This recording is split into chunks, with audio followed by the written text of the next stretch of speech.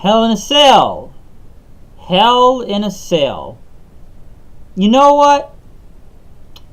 When I was thinking about this show tonight, of course everyone's first reaction would be it was really gonna suck. I'm sure a lot of people would have thought that, but because you look at these matches on paper and you just look at what's happened on Raw and SmackDown, especially those god-awful go-home shows from this week, how different the outcome came tonight for this show itself. And, I'm going to say it, I'm sure a lot of people usually think this, that a lot of these shows suck and you can only find one or two good things from them, but this was a damn good show tonight. A very damn great show tonight if you want to go from there too. Alright, I'm not gonna lie. It did not suck. It didn't. Now, yeah, it's gonna have its problems, and there was a couple things that, it sucked, that still did suck here and there, but a lot of this show wasn't that bad. We saw some unexpected surprises, a title change here or there. Some controversial finishes. I'm sure there's a lot of these matches just continue into this Australian show next month. Even though I still think it's a glorified house show, they're trying to build this up as much as possible other than the Undertaker and Triple H match. But, and stuff, but there was a lot going on tonight, and there's a lot of these matches do continue the storylines in a few of these things, but this was not a bad show. It was not. Probably one of the best shows they probably put on throughout the entire year, if you ask me.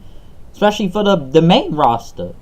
Usually, NXT kills these guys, but this show did not suck. If I had to grade it, and maybe I should wait to the end of it, I'm damn near going to go with a 7 or 8 out of 10, if you ask me. But like I said, there were still a couple problems here and there, and everything to address, but this show did not suck. It was entertaining, but we still had a lot of bullshit going on too. But Hell in a Cell tonight, we pretty much kicked it off. I was a little late on the pre-show, but I did rewind and see it with the New Day and Rusev Day for the tag team titles, which this match was actually pretty good. I actually liked it, especially coming down to the stretch of it. Of course, there was like a miscommunication thing with Rusev in English, as Kofi Kingston was able to get the Trouble in Paradise for the win, retain the tag team championships. So, and Rusev Day's arguing, so is this the way to finally break up Rusev Day? Because, you have them team together and you don't. But it was a good tag team match, though. So I'm not going to say the match was bad, but I kind of knew New Day was going to retain this. Even if I didn't watch the match, I knew they were going to retain. I didn't really think Rusev Day was going to win the titles. Honestly, they had a long time ago to strike the iron when it was hot, when Rusev Day was super over, but they waited too long and tried to play up the split, but now they're not splitting it up. But New Day retain. First off, Hell in a Cell match.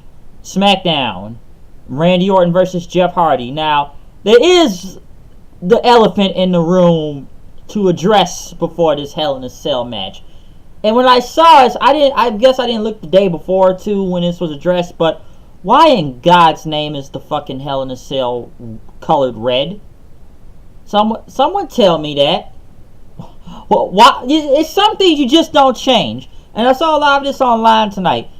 The way the color of this cage looked like I believe it's the Elevation X match from TNA, I believe it was. Go back, look at that cage, or the Asylum match. You just go look it up. It's like TNA, but it's got it's like a red cage with like a roof on top of it, and almost looks like the Elimination Chamber. That's what you can compare this Hell in a Cell to. And it's funny because Jeff Hardy sat on top of that thing before. So I said, is this Elevation X? Like, why is the cell painted red?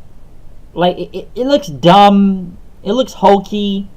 It looks like bullshit. It's like I said before, it's some things you don't change. And that really just kind of was odd and confusing to watch. I'm just sitting there wondering, like, why the fuck is this thing painted red? I don't get it. I really didn't understand why it was painted red. But other than, the way that was colored, this match with Randy Orton and Jeff Hardy was really great.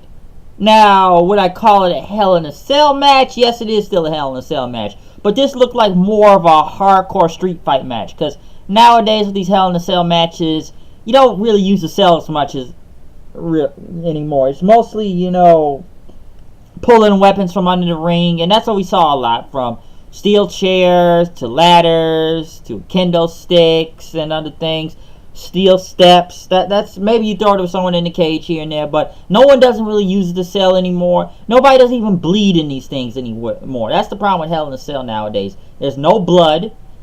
Maybe I feel like they colored this red so they could have the appearance of blood. Hey, it's Hell in a Cell. Let's color it red. I don't know who thought that was a good idea, but it was dumb. But like I said, this match was still really good. I did like how oh god, fucking steel chairs just looked insane. I will say that, especially when Jeff Hardy did a swanton. I think he did a swanton on top of the chair on Orton, which pretty much cut Orton's leg kind of badly. You saw blood coming from it. Even throughout the match, Jeff Hardy was able to use his belt on him and start whipping Randy Orton in the back. You saw a big welt on his back, which, you know, you saw blood coming from it. There was a lot of steel chair shots. Jeff jumping off top of the chair on the outside into the cell wall with Randy Orton on and doing his poetry in motion move. But when they kind of got some ladders into the ring, then Orton pretty much got he started hitting Jeff with steel chair and everything throughout the match. And you know, after that whole belt thing, you could just see the blood coming from him. Orton, he went outside, and this is what I thought was one of the most sickest parts of the match. Okay, this was one of the most sickest parts of this match. He got a screwdriver, and you know, if he did that earlobe thing a few weeks ago on SmackDown, pretty much, you know, just putting the screwdriver in his ear, twisting it and turning it. Just cringe. That's a great heel level shit right there. Grade A heel level shit. Just taking that, you know, just taking that screwdriver, just sticking it in his ear, and just twisting it, and twisting it. You just see the cringe from the crowd. Hell, I cringed a bit watching this too. But Jeff was able to pretty much nut shot him from behind, and nut shot him from behind and everything, taking him out. And like I said before, like I said, you just saw that big welt with like holes in Randy Orton's back. Then Jeff was gonna, not Jeff, but Orton was gonna go for the RKO. Jeff pretty much got out of it, hit the twist of fate, and he pretty, like I said, he did that chair with the swanton bomb on top of it. Like I said, mostly cutting Orton's leg kind of bad. So at least you saw some blood from Orton out there. I will say that. Jeff did the delete thing. He did another twist of fate. That stunner one, he put him on top of the table, because we had two ladders in the ring and the table. And you know how Jeff does that thing where he jumps from the small ladder and then onto the bigger ladder, you know, doing that leg drop thing, which didn't look really positioned to do that. But he pretty much... Sorry. But, like I said, he pretty much put that ladder there, and Jeff pretty much jumped, like, he kind of like did a leapfrog or something, into like this, like one of like the steel beams on top of the Hell in a Cell, grabbed on it, kind of like he was gonna leapfrog from it. He swung back and forth, and Orton dodged and pretty much crashed and burned. It looked like his head went through the table, if you ask me. And Orton pretty much says, "Cover him." And like, well, Orton was like, "I'm covering him, all right, the count." And like, and you know, referee's like, "Don't do it, Jeff is hurt." Pretty much says he's hurt. We can't continue this match. But Orton didn't care. He pinned him, and the EMTs pretty much got Jeff Hardy out there on the not the steel cell, but on the stretcher then, pretty much carry him out of the arena. Like I will say before, the match was really great. I will say that. Now, I know some people online, I was looking on Twitter trying to grade this a 5-star match. I thought it was maybe a 4 to 3-star match. One, I thought the crowd was a little bit dead through this match after I kind of was looking into it. And this was basically a hardcore street fight match. That's basically what this match was. They didn't really use that much of the Hell in a Cell structure, okay? But it's like my friend told me. We're still in this PG era when you want to look at it. So the only thing you can really say that was mostly used on the cell was Jeff's big jump stunt at the end of the entire match. But this was mostly a lot of storytelling in this match. Do I think this feud will continue with Jeff Hardy and Randy Orton? Maybe. Will this happen on SmackDown? I don't know, because it's funny, they always say that Jeff's hurt, then he's not hurt, then he's got these nagging back and nerve injuries, but it looks like he's okay to go all the time. I'll say that, even though they try to say he's hurt multiple times. He looks okay. It doesn't look like nothing hurts him, and the guy can still go. Now, did I think Jeff Hardy was going to jump off the top of the Hell in a Cell itself? Maybe. I was really thinking that tonight. I didn't think this was going to be the first match of the, first official match of this show. But I'm sure a lot of people expected Jeff to jump off the Hell in a Cell, because who else is really jumping off the Hell in a Cell nowadays other than, I don't know, Shane McMahon or something. But they didn't really go too over the top with it, and I guess this was the highest stunt they could do with Jeff Hardy with the whole, swinging back and forth off the Hell in a Cell, which has already looked high enough in general. So he crashed and burned through the, and went, his head went, like I said, his head looked like it went through the table. That's what mostly went through the table, was the head. But this does continue, and it was still a really good match. I gave it, I say it was like a 4 out of 5 if you want to know the grading from that. Because I just looked on Twitter and people were saying 5s, but still a really great match to officially kick off the show. Next, a match that I'm sure a lot of people are looking forward to, Charlotte versus Becky Lynch for the SmackDown Women's Championship. Mostly the crowd was pro Becky, as usual, since they want to make her in a heel, but they make Charlotte into a face. But this was still a really good match. I will say that from there. The finish I was actually surprised at. That's what I was surprised to see, because Becky was going for the disarmer, but Charlotte was able to get out. Charlotte then looked like she was going for a spear, but it looked like Becky kind of rolled it into like a DDT, but rolled it into a pin and actually got the win. So I was very surprised, and fans were genuinely happy that Becky actually won the match. But it looked like they were trying to get Charlotte sympathy. That was the thing now. Now, you just look at Charlotte sitting in the corner, disappointed, and wanted to shake Becky's hand, but Becky pretty much blew her off, saying, like, you're not taking my moment, okay? It's not happening. And like I said, this crowd was pro Becky, and a lot of people booed Charlotte throughout this match. So, they pretty much booed it throughout this match, even though they look at her as the face. But knowing this company, they want to make Charlotte as the face and Becky into the heel. And I think it's supposed to be another match at Evolution. That's the best thing. Next thing I could see coming, since Charlotte's invoked into a rematch clause, or it'll be a rematch in Australia. But if you look at that whole leaked card thing on the Evolution pay-per-view, that match is advertised. But let me just say, it is leaked. But I could see the rematch happening at Evolution. Now, do I think Charlotte's going to win it right back? I don't think so. But then again, I didn't really expect Becky to win from here. I really didn't. So it really did genuinely surprise me that she won. And a lot of people were happy for that. But like I said before, they're making Becky into the heel and Charlotte into the face. Now, I know a lot of people, we all will look at this in a different way, as Becky being the face and Charlotte the heel. But like I said, knowing this company, it's the other way around.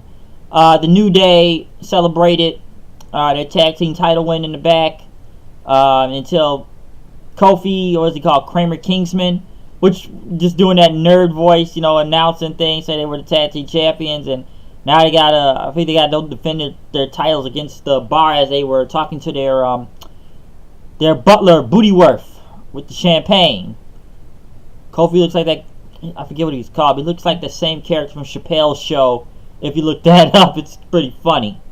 With him doing the suit and the blonde wig and doing his fake voice and everything, it's kind of funny. Just go look at Chappelle's show. I don't remember the character's name, but it's funny as hell. Next, which I probably thought was one of the best matches of the night. I guess I should say the Shield, or Rollins and Ambrose, versus Ziggler and McIntyre for the tag team titles. Now, at first, I actually thought the Shield was actually going to walk with all the gold, but this was a damn great tag team match, okay? This was one of the most enjoyable matches of the night, especially the damn finish, which I loved. Especially, the match started a little bit slow at first, but when we got down the stretch, it just looked fucking great. I did love the sequence from, Seth trying to hit the stomp, but Ziggler was trying to go for a famouser, but Seth hit the buckle bomb then after that. He pretty much hit the buckle bomb after that, pretty much with both guys going down then. Which was it a buckle bomb? Yeah, so the buckle bomb, and then, I think Ziggler hit a zigzag then. Pretty much getting a near fall for it then. Seth, my God, taking out fucking McIntyre just looked great. I'll say they hit a super kick and then a frog slash from the back, but it was still a kick out there. Ziggler was able to break it up. McIntyre and Ambrose went outside then. But this was, I thought, was one of the best things. You know how Seth does that suplex, you know, to that Falcon Arrow thing off the top rope, which he hit the suplex and was definitely about to go for a Falcon Arrow, but it went to another suplex. In like mid-suplex, fucking Drew just runs across, hits him with the Claymore kick. Ziggler gets the pin and wins the match. And, you know, Drew's, you know, carrying him on his back out of there with the tag team titles. And that was a damn great finish. I fucking loved it, okay? That was great. That whole sequence was just awesome. That's something I didn't expect from there. I think the Shield was going to walk out all the titles, maybe, but I was wrong on that. But by God, man, that just looked great when he was going for that Falcon Arrow suplex thing, and out of nowhere, Drew just hits the Claymore kick, picking up the win. A damn great tag team match. In my opinion, one of the best matches out of the entire night. Fucking loved it. Like I said, they were on a roll tonight with this pay-per-view. Really good. Next, even though I still don't think this should be in the middle of the show, but nowadays the WWE Championship does not main event the show, and they treat it like a mid-card title.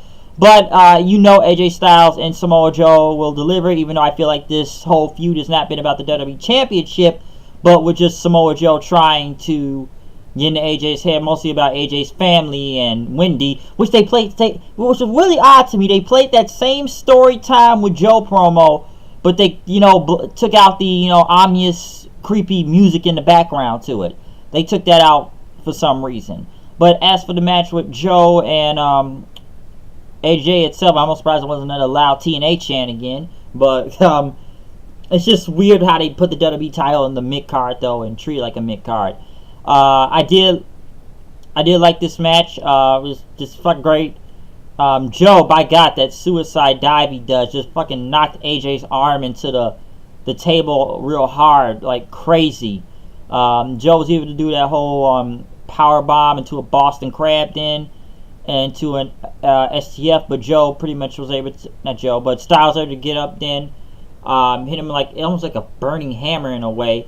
He even did hit a 450, pretty much with a 2 count then. He tried to hit the Styles Clash, but did not work. AJ started bleeding. I think he bled from the mouth then. Joe, what was going to do? I think, Joe, what was that? He was going for the Muscle Buster, I believe. And AJ, he went for another Styles Clash, but Joe hit him with the Enziguri then. Pretty much. And this is where the controversial finish came in, because it looked like AJ was going to go for that phenomenal forearm, but like I said, after Joe hit him with the kick, he had a coquina clutch, and, you know, AJ's trying to run back and forth to the ropes, trying his way to get to the ropes, but he was able to roll back and get the 3 count. Joe thought he won, but it found out AJ still retained the championship then.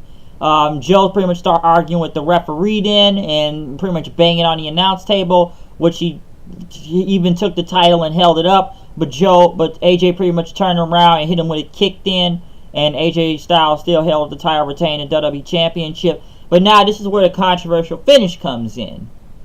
Which they played the camera a couple times. It looks like AJ tapped before the 3 count. And so Joe pretty much has a case here, which you know the rematch was going to happen at this whole Australian Super Showdown, Super Showdown thing. And like I said, you knew this was going to happen because they already announced this match weeks earlier in time. But now we are going to see AJ Styles versus, Samoa Joe at the Super Showdown just because of the controversial finish. This was still a great match in general. AJ and Joe always tear the house down, and they could put on a damn great match. I didn't really expect it to be a finish like that. The whole tap out and, the pin controversy, but I just still think it's crazy that they put the WWE title in the middle of the show like it's a damn mid-card title. But then again, this feud has felt mid-card, if you ask me, too. Because like I said before, it's been more about Joe trying to get AJ's head and messing with, AJ's family throughout this thing than the WWE title. Throughout pretty much later in the night, Samoa Joe pretty much argued with the referee and then argued with Paige, talking about, it's my title, I should have won that. You saw it, like, what is going on? I want AJ Styles now. Paige pretty much says you're going to get your rematch in 3 weeks at the Super Showdown in Australia, but Joe wasn't going for it. But then Paige was right. You know what? You're right. Because Joe said, I want no countouts, no disqualifications, no excuses. And Paige says, there will be a winner. And Joe said, don't worry, it will be. So this does continue this feud. Do I think Joe will finally walk out with the WWE Championship? Maybe. I don't think it'll be the main event, but maybe I think it will. I do believe it can be. But this was still a great match in general. But like I said, this is going to continue into the Super Showdown. Will this be the last of it? I'm sure it will be. Because I don't want this to play out like the Nakamura and AJ feud. Because you saw how that turned bad and their matches got better. But that entire feud was just about them kicking each other in the nuts several times. And was mid-card. But we'll see if Samoa Joe does win the title at the Australian Super Show. But like I said, now it's mostly a no DQ, so there must be a winner. There must be a winner in this whole thing. Next, Daniel Bryan and Brie Bella versus Miz and Maurice. One thing I can say is this throughout the night. Who the fuck keeps greenlighting these damn Marine movies? I'm serious. Why are we still seeing these things? I don't get it. Why are there still Marine? What is this, Marine 6? And Shawn Michaels and Shawn Michaels and Becky Lynch? And it's like, who keeps making these movies? Who's buying these straight to DVD movies? I want to know. I'm surprised they're still making this shit. But focusing on the match though. This is why I will say the crowd woke up for this. Because, like I said, I still did like the AJ and Joe match. But it was one thing I did forget. The crowd was a little bit dead throughout this match until they got, into it later on. The Bryan and, Brie Bella versus Miz and Maurice thing, the crowd did mostly wake up for this. Because I guess they really wanted to see, Brie get her hands on Maurice. What I thought about this match, most of this match was going to be Daniel and Miz doing the bulk of the work, okay? It was them doing the bulk of the work. Because, number one, I don't want to see Brie Bella in no fucking ring again after what I've seen recently. Who the fuck wants to see the Bellas in the ring in general? But they put this bullshit on with them. And after those horrible suicide dives, why the fuck is she in this match? And Maurice is no better herself. So you kind of knew they were going to, hold the bulk of the match. But it was a story of, Brie finally getting her hands on Maurice after Miz kept trying to block Brie from getting to Maurice several times. Even, Bryan was, when they did those yes kicks, and like, you don't put your hands on my wife, you son of a bitch. And, they do those kicks, and they pretty much throw them back into the ring then. Brie was going after Maurice several times throughout this match until the end of it. Miz tried to get back in, but Brie she did knock Miz out. And let me say, when Brie tried to go at Maurice and Miz blocked her, like you saw Brie punching her, punching Miz throughout this. I swear it was like blood on Miz's upper forehead after those punches for some reason. So I don't know, it was hard way in that, but like I saw blood throughout this. But, going back into it, Brie did try to get the roll-up pinned in after Maurice knocked Miz off the apron. But Maurice pretty much rolled her into a pin, even like a roll-up pin to the tights. She rolled her up into a regular pin, and Maurice got the win. Does this continue the feud? Yes. Does this put more heat on the heels? Yeah. Did I think it was a kind of a shitty finish in a way? Yeah. Did it wake up the crowd? Yes. And then again, this feud continues because I believe both Miz and Bryan have a match in Australia, but I think it's for a shot at the WWE title for some reason. Why it's a shot at the WWE title, I don't know. But like I said, the entire bulk of the match was Miz and Daniel Bryan. So I was okay with this match. I didn't think this match was bad, but it had its up and kind of up and down through it out the way. But it's like I said before, they kept Maurice and Brie out of the ring as little as possible as they could. So that's what they did, put them as little as possible. But it was mostly the story of this entire match. So I don't know how long this feud is going to play up to. I still don't think it needs to play up all the way into WrestleMania, but For some reason, people really want to see that. And they want it for the WWE title for some reason. I don't know why, but I didn't think it needed to be for the WWE title. But this is now the part where I feel like the show got bad. Okay, this is where the show really got bad for me. And I'm sure a lot of people are going to agree with me on this. Ronda Rousey and Alexa Bliss. Okay. Now, what can I go on from this to say? A, I'm surprised this match went this long. B, I knew it'd be a bunch of screwy shit going on in this, so I think people expected that to happen. Because, what do you got? Of course, Rousey's got Natalya. Alexa Bliss with her, I don't know. I swear it looks like Taya's Ice Queen gimmick from Impact. Alicia Fox, even though I will say, my friend did say the white, all like silver white stuff, she did look clean. I just didn't understand the captain's hat. And I did agree that she looked like M. Bison from Street Fighter. Mickie James looked fucking great. Let me just say that right there. Mickie James looked great out there. Alright, she looked damn good. I don't know, something about that. I don't know, it was just something. She just looked damn good out there. So I just wanted to put that out there as a side note. But this Rousey and Bliss match, my God, this match went what? How long did this match go? 12 minutes?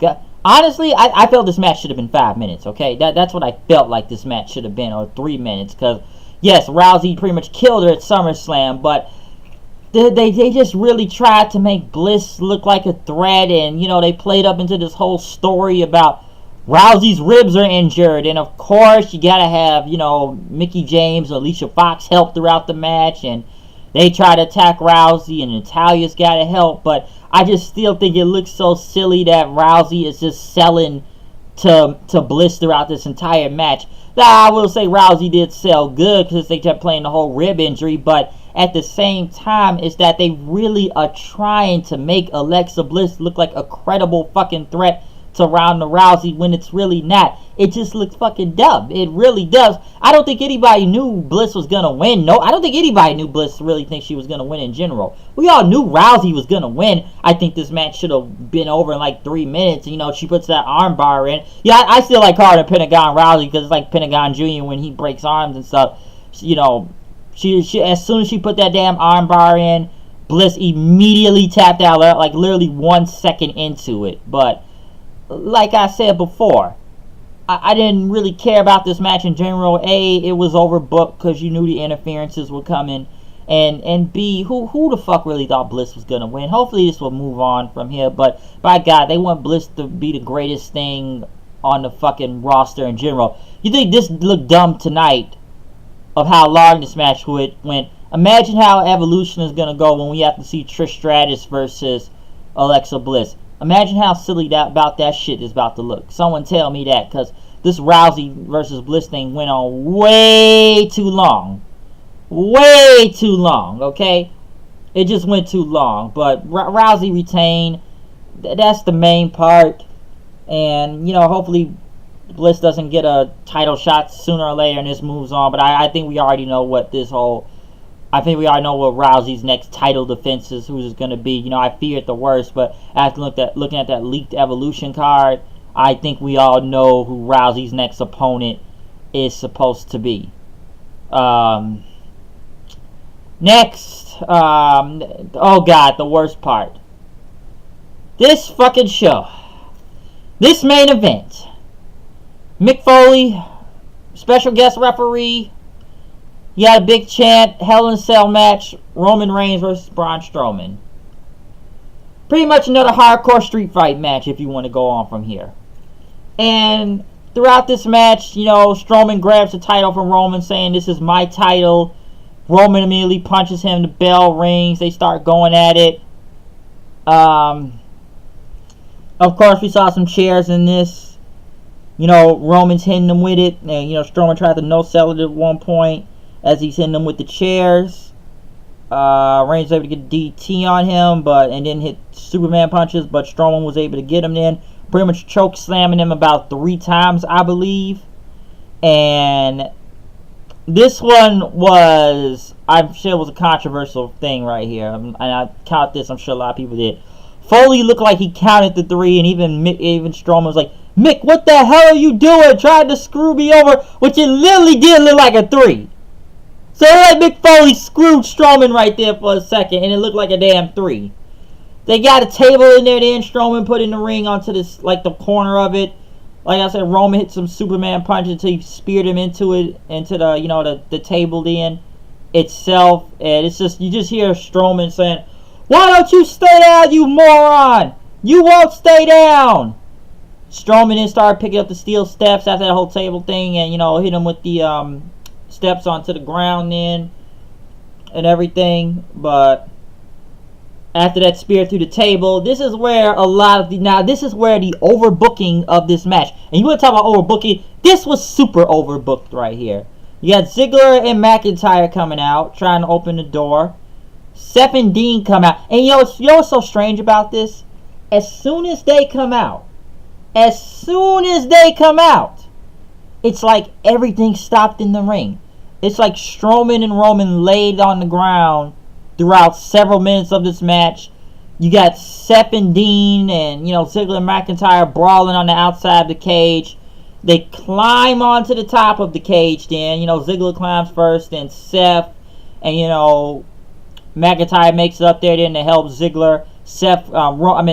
Ambrose climbs up there with a kendo stick, hitting everyone in it, with the kendo stick. People chant, "This is awesome." Ambrose and McIntyre both clothesline each other. Rollins and Ziggler tried to climb down. But now I'm sitting there watching this, and I imagine what this is going to be. As you can see, Ziggler and Rollins hanging off the cage, like, the bottom, like in the middle part of it. This is the exact same spot we saw about, 4, maybe 5 years ago? I think, was it 2015 or 2014? Go back and look up Seth Rollins versus Dean Ambrose when they had their feud going on in a Hell in a Cell match. And that is the exact same spot when both of them fell off the cage. And yes, both men fell off the cage and laid there. Next thing you know, fucking Brock Lesnar's music kicking. I'm going like, what the hell is this? Brock and Paul come out then. Heyman's barking at the referee to open the door. Brock kicks the door down. People chant, "Holy shit." Foley tries to do something, but then Heyman just starts spraying Foley's face with some can of spray or whatever. Lesnar just picks up like a broken table and starts beating the hell out of both Strowman and Reigns with it. And he F5 both Lesnar F5 both Strowman, and then F5 Roman on top of Strowman. Then pretty much Lesnar then left the ring with Paul then, and more referees came out saying now the match is over. Even though this is a no disqualification match where anything goes, even though this was overbooked as hell, the referee ends the match. So this was a no contest as the finish. Okay, yes, there's a lot of insanity going on with several interferences from the Shield and I guess the Pact, if you want to call them, and then this surprise Brock Lesnar's return out of nowhere. I don't know how long Brock is here for now. He still got to prepare for that fight against Daniel Cormier. But what, is he finally getting his rematch now against Roman? Is it a triple threat match? Is Strowman's Money in the Bank thing still intact now? Even though he did not lose, and it does protect Strowman in a way, does that mean the Money in the Bank thing is wasted, or does the contract still hold now to where Strowman can get another match? Because right now, was it cashed in really successfully, or did he fail? But since this was a no contest, even though people run in Hell in a Cell all the time, why does the match need to end, even though it's anything goes? But, both guys can't continue, so we got to end the match. Okay. It doesn't make sense. It doesn't. And we have interferences before, but the fact that the finish just looked fucking dumb, and it really did look dumb in a way, but I'm trying to find some stability out of this to where in a way it protects or tries to make it look smart. Now, like I said, it protects Strowman in a way because he just didn't straight out lose the Roman and waste the Money in the Bank. But now, like I said before, is the Money in the Bank still kind of in or out? Even though this felt like a cheap finish in a way at the same time. It was overbooked as hell, okay? This main event was over fucking booked from you know, I would say Mick Foley's pin, to the Shield coming out, to Ziggler Rollins coming out, that same spot Rollins and Ambrose did a few years ago, Hell in a Cell falling off the cage, Brock fucking Lesnar coming out, killing everybody, but this ends in a no contest now. Okay, so that was probably the worst thing. This match was probably one of the worst things of the night. Like I said, but as the show itself, I would probably give it like a 7 or an 8 out of 10, okay? There wasn't that. This show did not suck, okay? The show wasn't ass. If it was some good things I can say about the show is this. The first Hell in a Cell match with Jeff Hardy and Randy Orton, even though it was mostly a street fight, it was still a damn great match. I fucking love the Raw Tag title match with Ambrose and Rollins versus Ziggler and McIntyre. Becky getting the win was very surprising, but still a really good match for her and Charlotte. But I feel like a rematch is still going to come at Evolution, but they are really trying to make Charlotte get, like, you know, the face here. You know, New Day winning titles was still pretty good, even though it was a pre-show match. It was still pretty good, but you know, Rusev Day is mostly going to break up. AJ and Joe was still a really damn great... AJ and Joe was a really damn great match. Yes, there was a controversial finish, but it does lead into this whole most likely no DQ thing at the Australian Super Show, even though this was already announced multiple weeks ago. I still don't like the WWE title being in the middle of the damn show, but they treat it like a damn mid-card, but it was still a damn great match. Now, the part where I think the show fell off was when the Bliss and Rousey match came on. Listen, we all knew Rousey was going to win, but it just looked so damn overbooked with multiple people getting involved. And it just looks so damn silly when they're trying to make Alexa Bliss look like a threat to fucking Rousey, when Rousey's been getting the upper hand on her throughout multiple weeks. And we really trying to make Bliss into a damn credible threat by doing this whole rib injury thing. The mixed tag match, I was kind of iffy on that in a way, but I kind of knew what was going to happen with Daniel and Miz doing most of the work, and you know, Brie and Maurice doing little as possible. And it just continues to feud. Like I said, I'm not the biggest fan of it, but it was still, the crowd was really hot for it. But it was still pretty good. But I feel like the show fell off once the Rousey and Bliss match came on. And as for the main event itself, just way too over fucking booked. I've already explained what it is with the whole Roman and Strowman thing. And this literally surprised Lesnar turn from out of nowhere. So, yeah. That's where I can go on from this. 2 minutes. Give me a second. 1 minute. But, like I said, that's what I can really say from this entire show. From, like I said, the whole overbooked main event. But, like I said, for this show did not suck. I actually enjoyed this show. This was really good. My first intentions going into this, I thought this was going to be bad. Because right now, I would have said everybody needs to go and look at Destruction in Hiroshima and watch Kenny Omega versus Tomohiro Ishii on, you know, the whole New Japan Destruction tour right now, and you tell me now how that was fucking great. But for once I can really say in a while, the main roster put on a really good main roster show. This was a really good show. Damn near great. And like I said before, I really was leaning towards a 7 or 8 out of 10 on this. But like I said, from the beginning of this video, you had your good things and there were a couple of bad things, but overall this was a pretty good show, damn near a great show if you want to go on from that. And I don't say that a lot about these pay-per-views nowadays these often, especially when it comes to the main roster. But that's my opinion on the show. Comment, subscribe, tell me what you thought about Hell in a Cell tonight. Did you like it? Did you hate it? Did you think it sucked? Did you like the finishes that happened, or title changes, or I will say one of the worst things I will say about this show: why is the fucking Hell in a Cell painted red? That's probably one of the worst things I could say, and it just looks too damn stupid. Okay, it's like I said at the beginning, it's some things you don't change. Though, all because y'all ain't got no blood on this nowadays, and everything looks like a Street Fighter hardcore match. Don't paint the cell red. It just looks dumb. It looks hokey. All right, it really does. And Hell in a Cell, it's pretty much a street fight or a hardcore match. That's really what it is. They may use one part or two parts of the cell, but crashing into it a little. But most of what you're gonna see is a steel chair or a kendo stick or a table or a ladder or steel steps or whatever. It's pretty much weapons. I've been saying that since fucking WrestleMania 28 with Undertaker and Triple H. It was a hardcore match. Pretty much a street fight. It didn't look like a Hell in a Cell match. It looked like a street fight mostly. But that's my opinion of the show. Tell me what you thought about Hell in a Cell tonight. I'm out of here. I will see you guys later. Peace out.